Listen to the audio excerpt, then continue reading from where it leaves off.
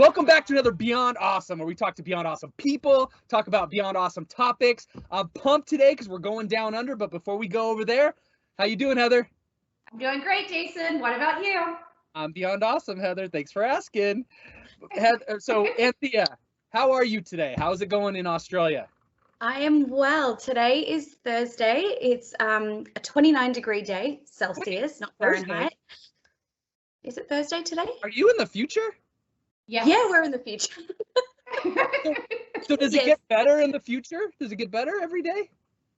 I'll let you know. It's 7:30 in the morning now, so I'll let you know as the day goes. Ask her at noon. Yeah, exactly. So, Anthea, thank you for taking the time. I know you're crazy busy with all the stuff that you're doing. Super pumped to have you on the team. Super excited to have you on the call. So why don't you tell us a little bit about yourself?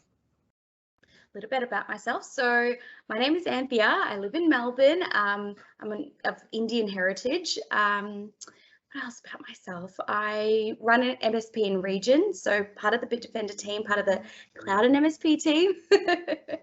I studied biomedical engineering back at uni. I went to an all-girls high school. Yeah. Did you enjoy that, going to an all-girls school? I didn't mind it. Did you? It's okay. That's the polite, it's okay, but not really.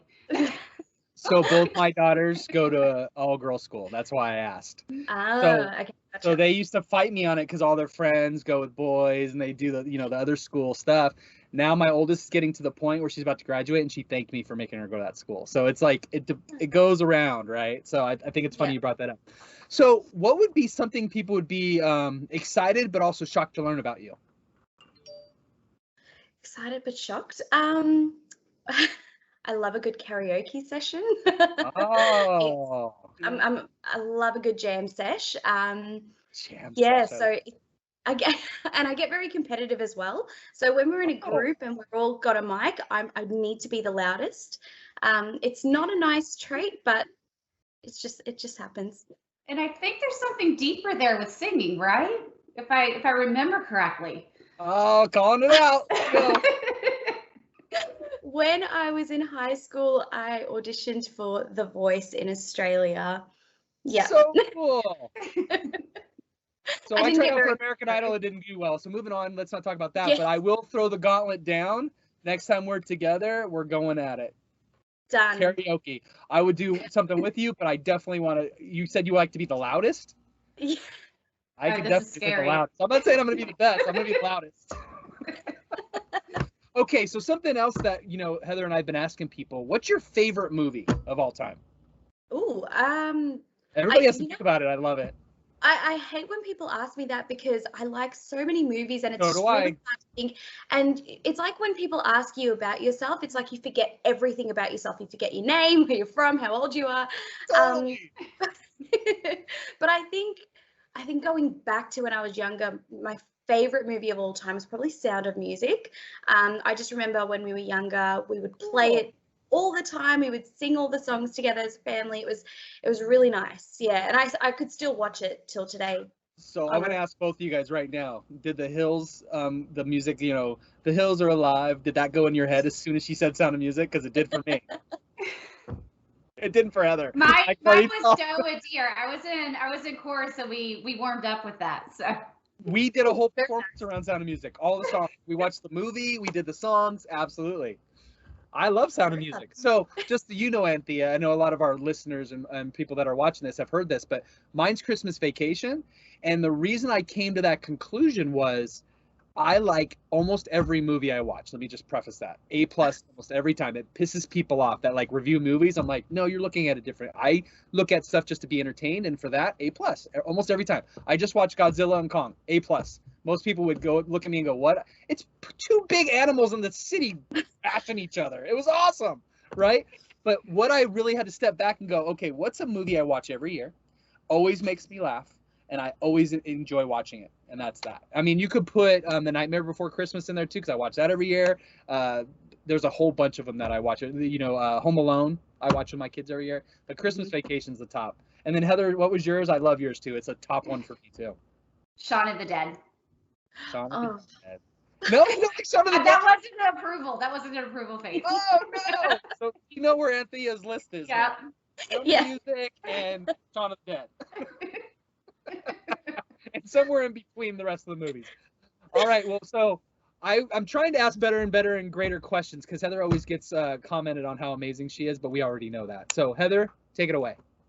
Okay, so I know you've had sort of an unconventional move into technology. Can you tell us a little bit about that and how you were able to move from a completely different industry to the tech space? Yep. So Great question. straight out of high school, I just needed a part-time job because I was going into uni. So I ended up getting a job at a family jeweler. We used to do custom design jewelry. It was incredible.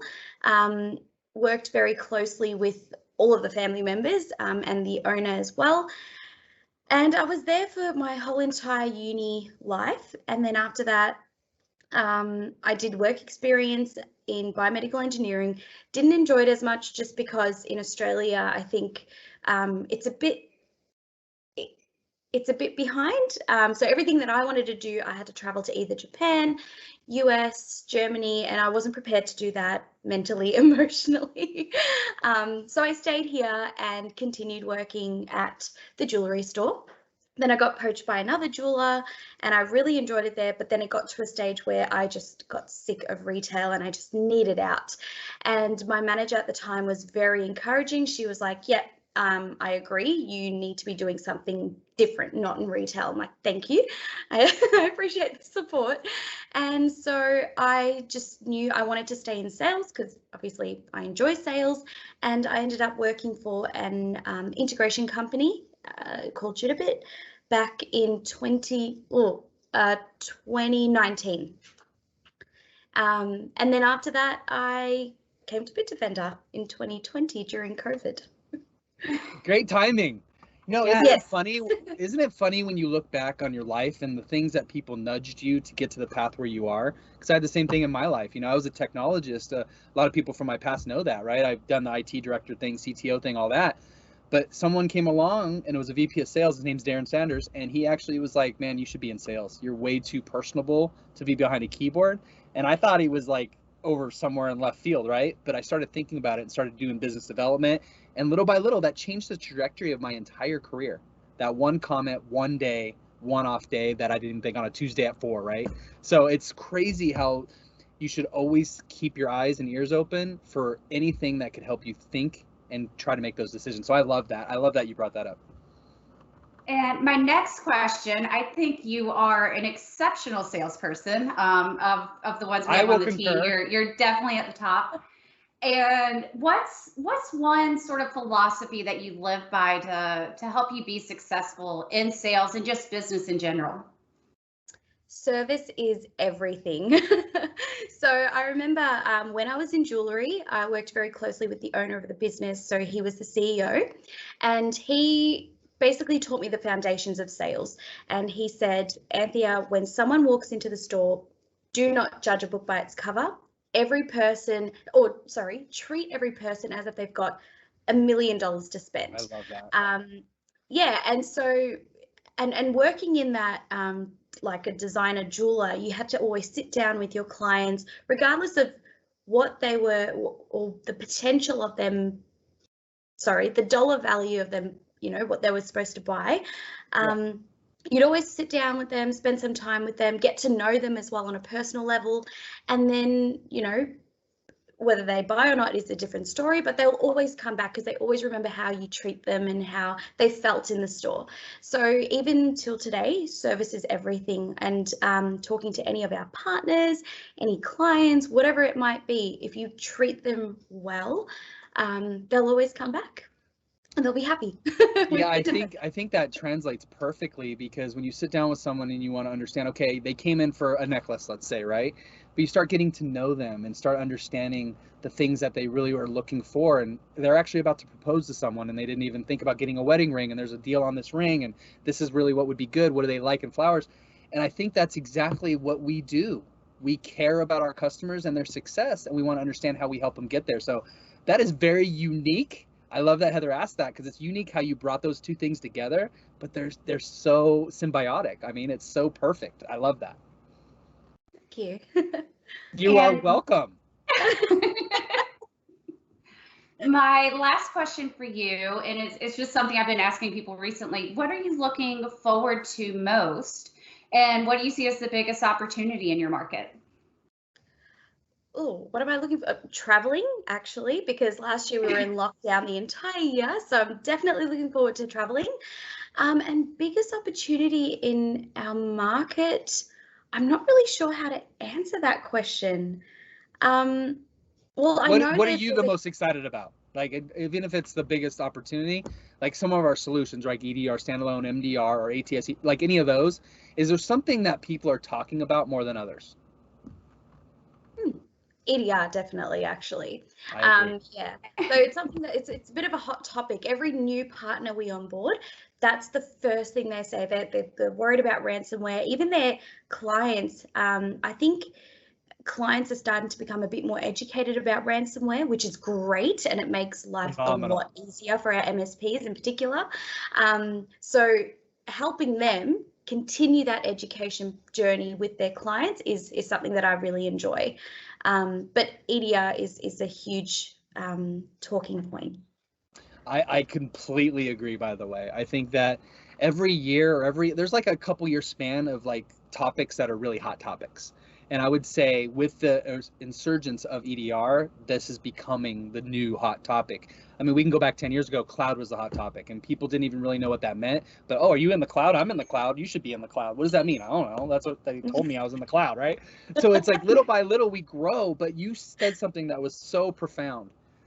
And I don't want to say intelligence, but the acumen of these MSP owners and the strong technical intelligence that's coming into these MSPs. I mean, I sit down and talk with some of these guys and I'm just blown away by their intelligence, their understanding of security.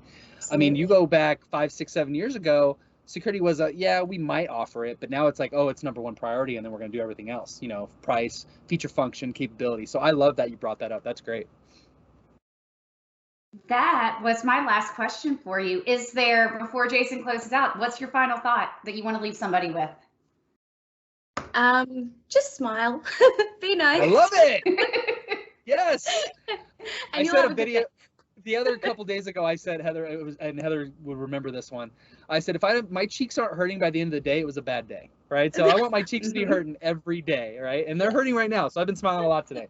Especially with this conversation. So thank you, everybody, for taking the time. Thank you, Anthea. Thank you, Heather. Go out and do something positive. Make a difference in this world. It's going to help everyone, especially yourself. Smile, like Anthea said. Have a great day, everybody. Bye-bye.